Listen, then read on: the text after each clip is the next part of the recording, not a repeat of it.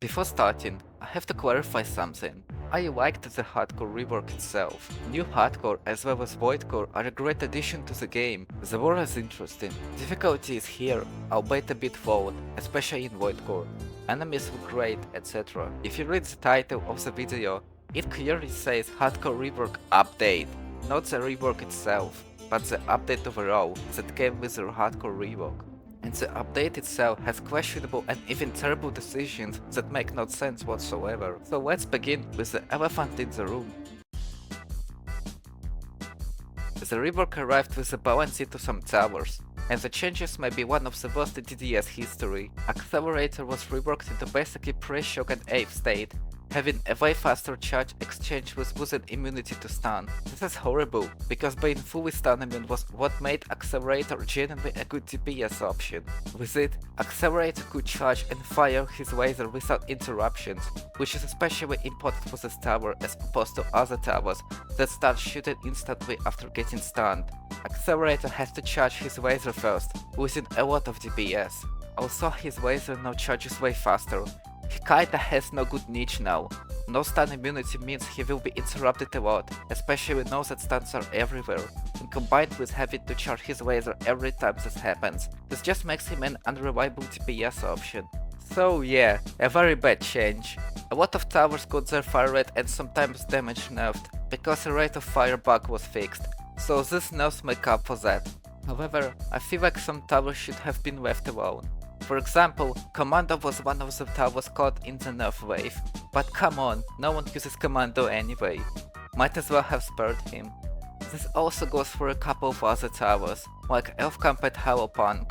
Pursuit Rebalance doubled the cooldown for its reposition ability for no reason. They also for some reason decided to kill the freezing mechanic and nuked almost, if not all freezing towers to the point where it's arguably no longer worth using them for the debuff.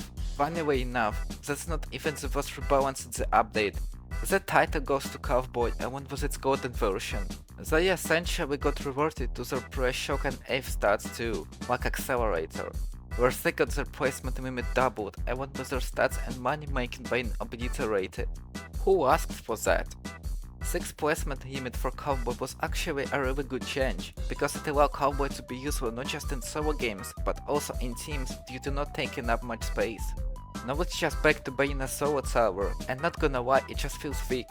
Echo towers in solo in general aren't that needed in my opinion, cause game mods give a lot of cash when playing solo, with the only exception being challenge trials and hardcore, coupled with the fact that hidden detection got moved to level 3, again for no reason.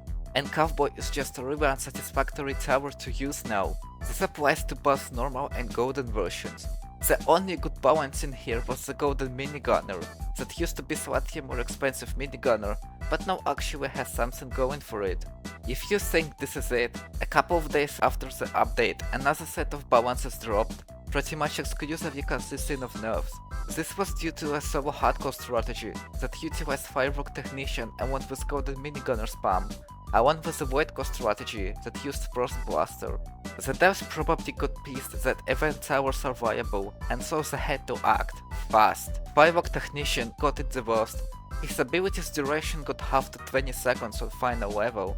For those who don't know, Rework has an ability to give nearby towers all detections for a specific amount of time, determined by its level. It was crucial, because late hardcore is full of detection checks consisting of a lot of weed, flying and hidden enemies. Rework Technician gave them to golden minigunners, who in turn obliterated everything. But now that the duration of the buff is only 20 seconds on final level, it's simply not enough to cover the entire wave of detection enemies, and so you will just die. Frost Blaster also got a bunch of nerfs, including the removal of flying detection. Funnily enough, he is still meta for Voidcore even after these nerfs as of writing the script, so they might nerf him again, who knows. Engineer and Juggernaut also got touched in a crossfire, with Engineer having a regame nerfed, and Juggernaut apparently having his incorrect stats fixed. The incorrect stats in question were bottom pass dealing more damage than top, even without the boss damage amplification.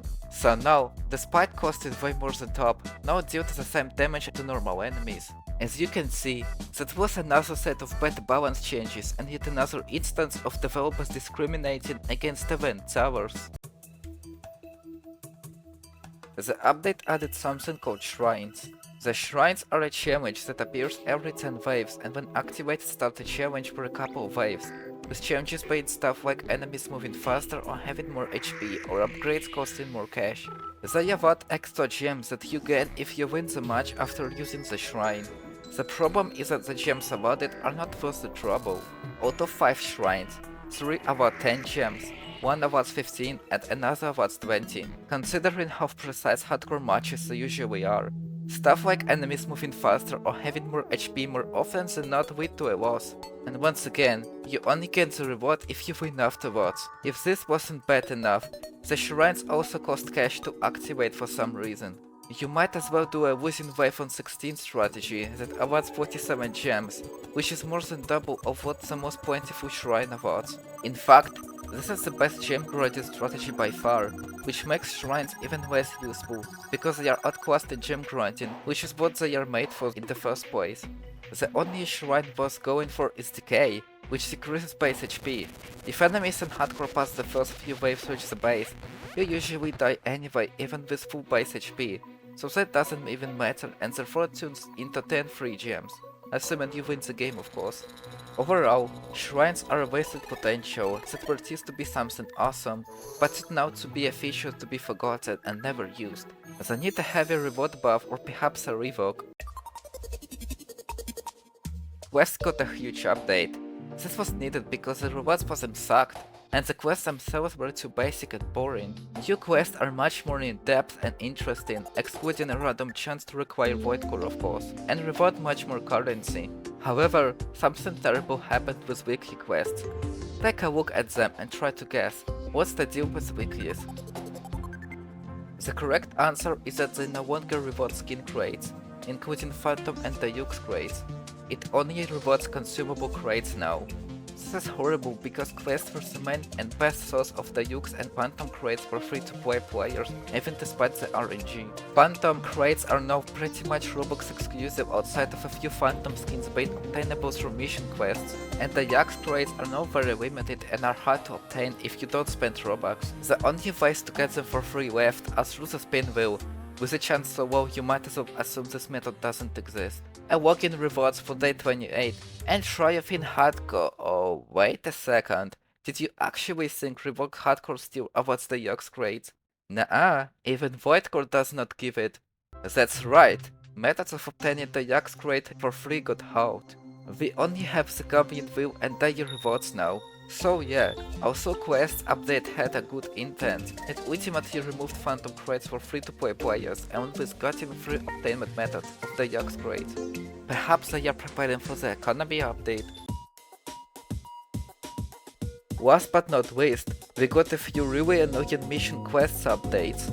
As you know, some mission quests require hardcore as part of their completion. Now with hardcore reworked, some still require hardcore. However, for some reason, 4 mission quests now actually utilize Void Core. Yes, the hardest game mode in the game that you probably don't want to do again after beating it for the first time. The mission quests in question are for Fallen Hacker, Fallen Engineer, Fallen Accelerator, and Nuclear Accelerator for some reason.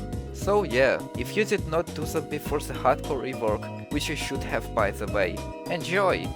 You will absolutely love doing Void Core again, and again, and again. Despite how good the rework for hardcore was, the additions and changes that came along with it were questionable, pointless, and outright greedy. I'm honestly surprised some of these changes aren't being talked about more, specifically the weekly quest reward change. It is truly horrible. Anyway, thanks for watching and I'll see you next time. Bye.